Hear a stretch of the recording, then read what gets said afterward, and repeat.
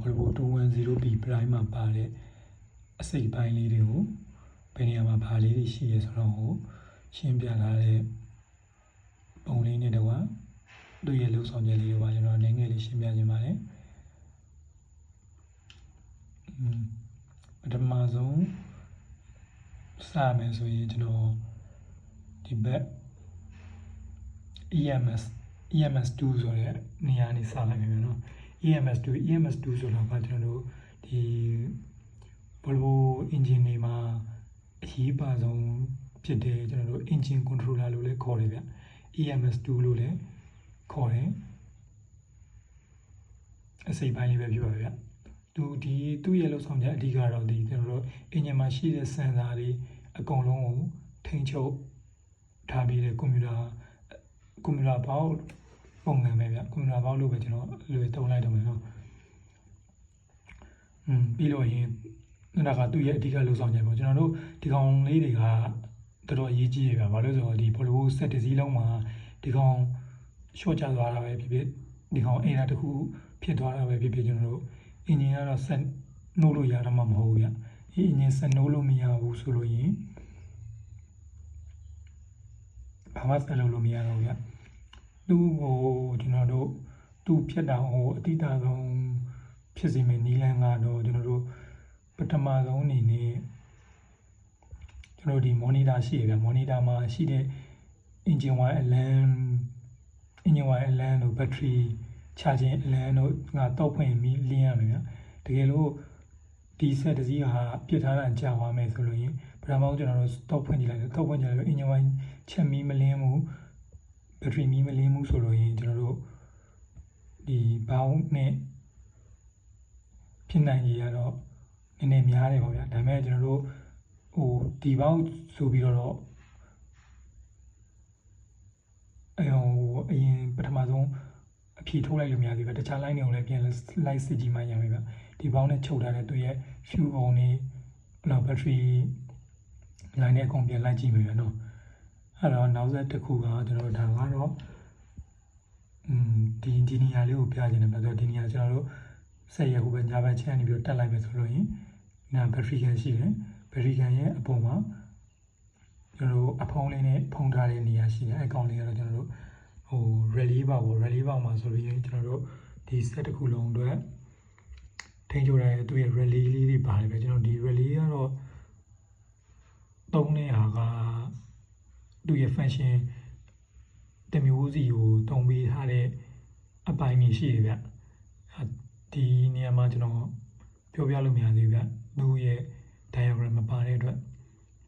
ဒီပထမဆုံးဒါကတော့ကျွန်တော်တို့သိရမယ်အားလုံးမှာ battery နှလုံးရှိမယ်24 volt ဆိုတဲ့အတွက် battery နှလုံးရဲ့ဒီဘက်ကအကောင်ကသူကဒီအပြာလေးကဘာလဲဆိုတော့ battery relay ဆိုတာကကျွန်တော်တို့ relay ဆိုတော့ပြောမယ်ဆိုရင်တော့တရားမျိုးပဲဗျကျွန်တော်တို့တော့ဒရိုက်ချိတ်လိုက်လို့ရင်ဒီ charging တွေဝင်လာတဲ့အချိန်ကျလို့ရင် ampere လေးတအားများတဲ့အချိန်ကျလို့ရင်ဒရိုက်အမြဲချိတ်လို့မရဘူးဗျဒရိုက်အမြဲချိတ်လိုက်လို့ရင်ကျွန်တော်တို့မလိုလားတဲ့ပြဿနာတွေဖြစ်တဲ့အချိန်ကြီးဖြေရှင်းပေးမဲ့ကောင်မရှိတော့အဲ့ဒီပြဿနာတွေအတွက်ဒီလို battery relay တို့ဒီလိုခံပေးထားရဗျဒီလိုဘေးကဒီကောင်လေးကတော့ heater relay ဗျ heater relay ကတော့သူကဘယ်အချိန်မှသုံးများလဲဆိုတော့ဒီကျွန်တော်တို့တအားအေးတဲ့နိုင်ငံတွေမှာဗျengine ကို heat တိုက်တဲ့နေရာမှာသုံးဖို့အတွက်တော့သုံးဖို့ထည့်ပေးထားတာပေါ့ဒါကြောင့်ကျွန်တော်နိုင်ငံမှာတော့သိတယ်မလို့ပါဒါပေမဲ့တခြားလေးအေးတဲ့အချိန်မှာသုံးမဲ့ဆိုရင်တော့ပို့ပြီးတော့အဆင်ပြေပါပေါ့တီးတဲ့ဘက်တွေလို့မှဆိုလို့တော့ဒါကတော့ relay box မှာခုနကျွန်တော်ပြောခဲ့လို့ပဲဒီပေါက်ထဲမှာငါတို့ကဘာလဲဆိုခုန relay အမဲလုံးလေးပါဗျအဲ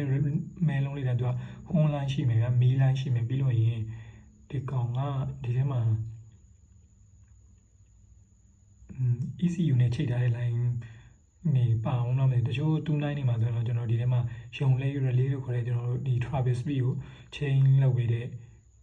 အနေနဲ့အမြင်ပေါ့ဒီ chain လျှောက်တော့အနေနဲ့အမြင်ပြောင်းပြီးတဲ့ relay တွေချုပ်ထားလိုက်ပါဗျဒါလည်းဒီနေရာ relay လေးတွေကလည်းတစ်ခါကြလို့ကျွန်တော်တို့ short ကြပြီးတော့မကောင်းတာဖြစ်တတ်တယ်ပေါ့ဒီအပေါ်အပေါင်လေးတွေကတော့ကျွန်တော်ဘယ်လိုပြောမလဲတစ်ခါကြရင် ပါလာတော့ကောင်းတယ်ဗျာမပါလို့ရင်လည်းအဆင်ပြေလဲဆိုတာဘယ်လိုပြောချင်လဲဆိုတော့ဒီထဲမှာကကျွန်တော်တည်ရသလောက်တော့သူကအပေါ်မှာကသူက24နဲ့တွဲဖို့သူက body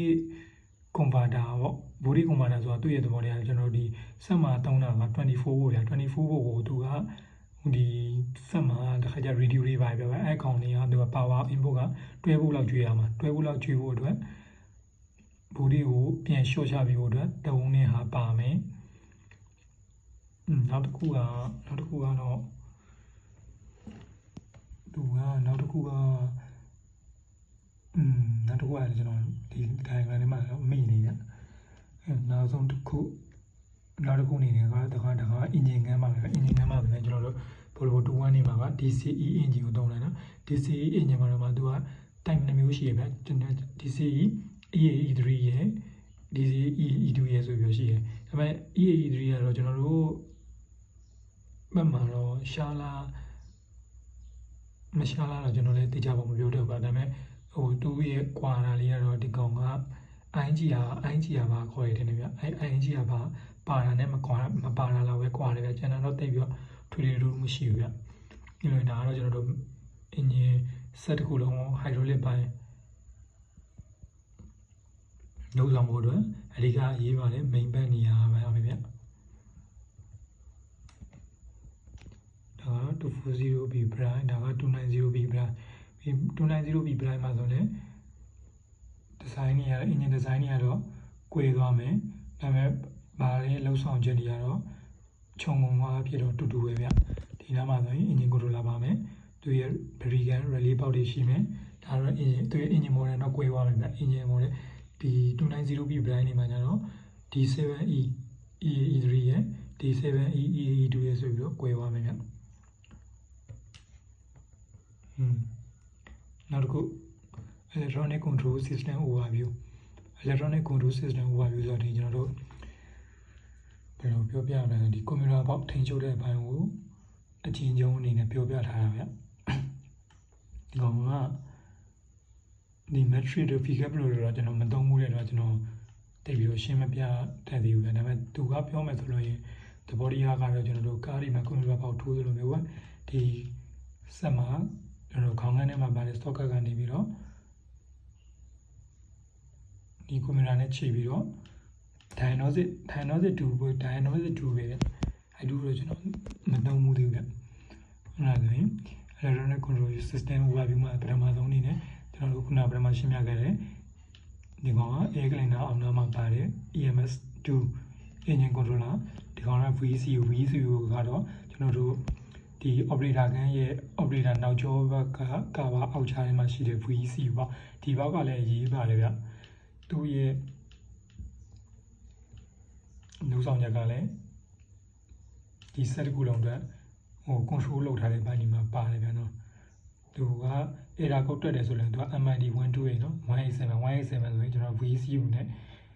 187တော်တော်များများ VCU နဲ့ဆိုင်တဲ့ပြဿနာတွေပြင်မဲ့128ဆိုတာကတော့ကျွန်တော်တို့ဒီ ECU engine control unit ကထိန်းချုပ်ထားတဲ့အပိုင်းတွေကိုပြောပြခြင်းများပြောရတယ်ပြီးရင် MID 140လို့ခေါ်တဲ့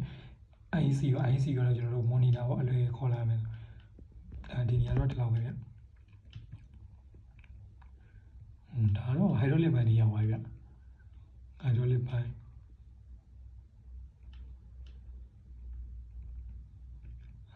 ကိုကြော်လိုက်မယ်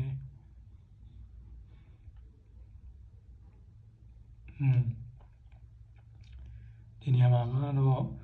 engine စိတ်ပိုင်းတစ်ခုလုံးမှာပါတဲ့ sensor တွေနဲ့သူ့ရဲ့အရေးပါပုံတွေပေါ့ဗျာပထမဆုံးအနေနဲ့ဒီနေရာမှာရှိတဲ့ကောင်က number 1ကဘာစင်တာလဲဆိုတော့ငါလည်းပြတော့တရားမှရှင်းပြလာတဲ့နေရာမှာပါသေး